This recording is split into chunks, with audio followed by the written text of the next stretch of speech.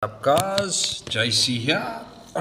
Yes, please. I'm doing this video on, I can't say a debate that I had or even a disagreement, because the person that I had this conversation with, I won't name them, I agree with a few of their points, but I'm also going to say this from my point of view as well. Okay. The gentleman I spoke to the other day, we discussed Springbok rugby. Okay. And what went wrong against New Zealand, and this person said to me, if we implemented the same game plan against the All Blacks as what we did against Australia 2 weeks ago, we would have beaten New Zealand. Look, you'll never know. Okay? You'll never know, because no two games are the same. Even if you play the same team 2 weeks in a row, those two matches will differ majorly. Okay?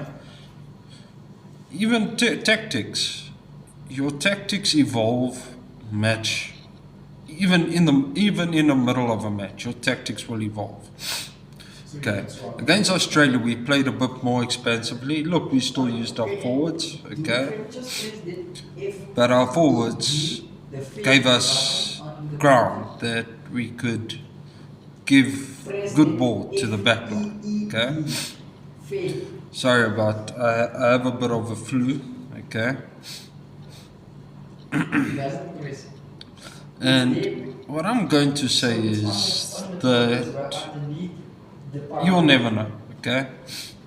Something everyone needs to realize is that people that say if we implemented that same game plan against the All Blacks as what we did against the Wallabies, we would have won. The All Blacks are strong out wide, okay? They're brilliant out wide. I can't say that, in my opinion, our attacking game plan, the only issue we had was really ball retention and handling, okay? And I'm also not going to say we lost that match due to a game plan. Look, I'm not making excuses. I'm just making a point, okay? The gentleman had this argument, I had this discussion with. I said to him something, and it's actually a coaching error. You can't say it's a player's error. Is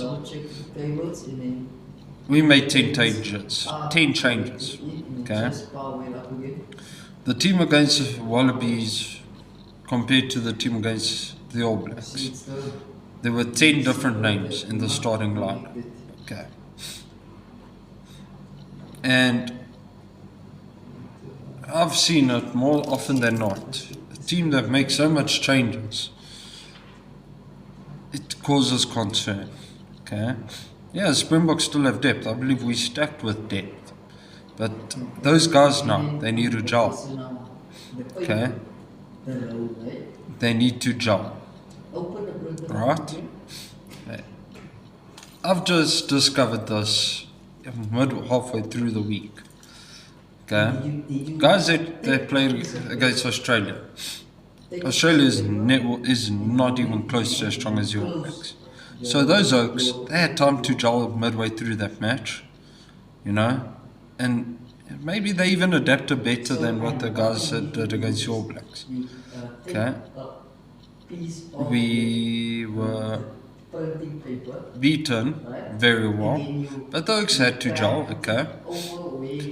Our game plan, I'm sorry to say, I believe if you go against All Blacks with an expensive game plan, you're not going to succeed.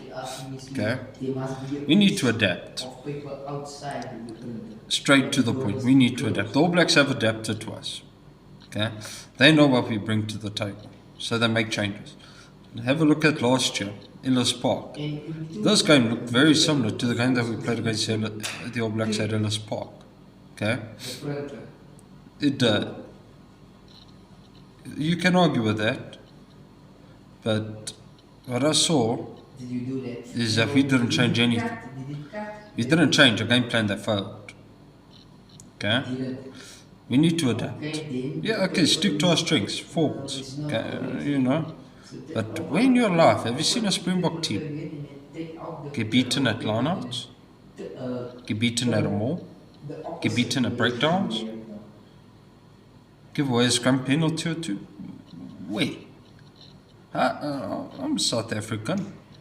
I always watch Springbok rugby. That is, you know, and not just once or twice. We lost, if I'm not mistaken, we lost 2 to 3 lineouts against the All Blacks of our own ball.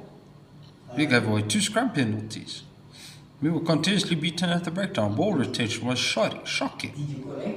Our rush defense. The All Blacks have found a counter for our rush defense. We need to change that as well. And this is against the All Blacks. We haven't even played Ireland or France yet. Okay. We have 4 games left. Okay. I hope I'm correct in this, but we passed our experimental phase. I mean, we have our core group of players. Okay. We already have our core group of players. But our core group of players were the team that played against the All Blacks. That's a concern. 2 months out from a World Cup. Come on. Okay. Did you do it? Play outside of What I do agree with on this gentleman's points is yes, our core group of players were the guys that played against the All Blacks and they lost well. Okay.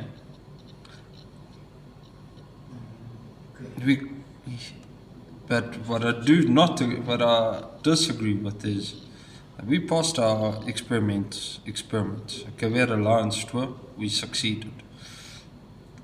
We beaten the All Blacks twice, okay?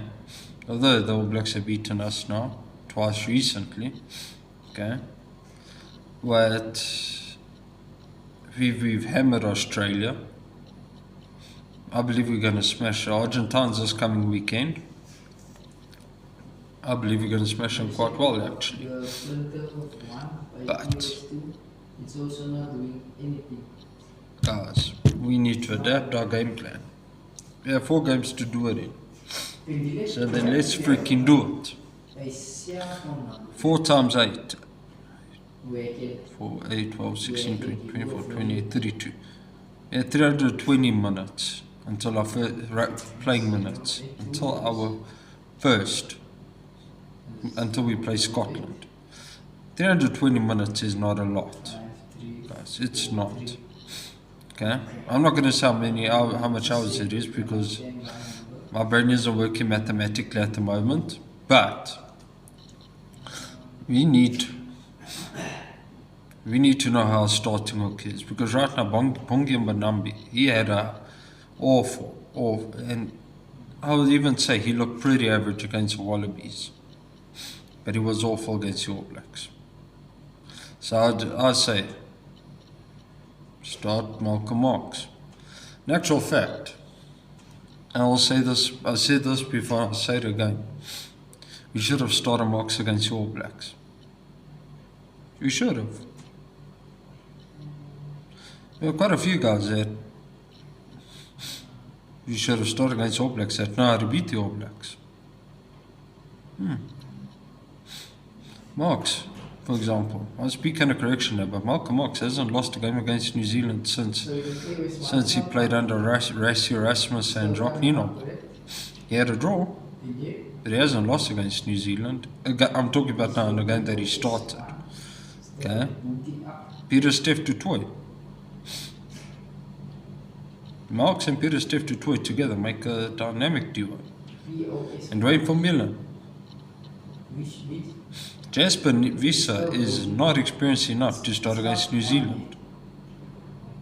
He's not. This was one of a few horrible games that he had. Okay? And Damian Willemse, for Pete's sakes, guys. I'm going to say this. We need consistency in our game against the All Blacks. Damian Willemse is not consistent. We need to find a consistent booter. Manny Lubbock should have started that game. Okay? Cheslin Colby, one of the few standouts in the starting line. Great. Okay? Faf de Klerk, I think it's about time. Someone needs to say this, but Faf is not what he used to be. Faf de Klerk.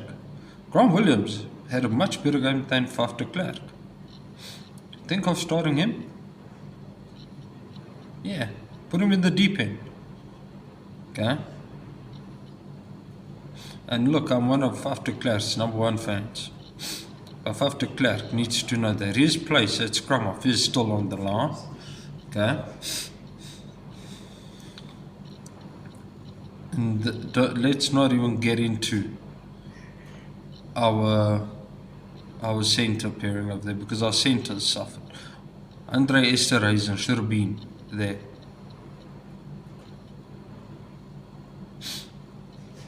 Let me know on your thoughts, guys, in the comments, and please do not forget to like this video if you enjoyed it. Subscribe to my channel and comment your thoughts, and please share. I need some followers, guys.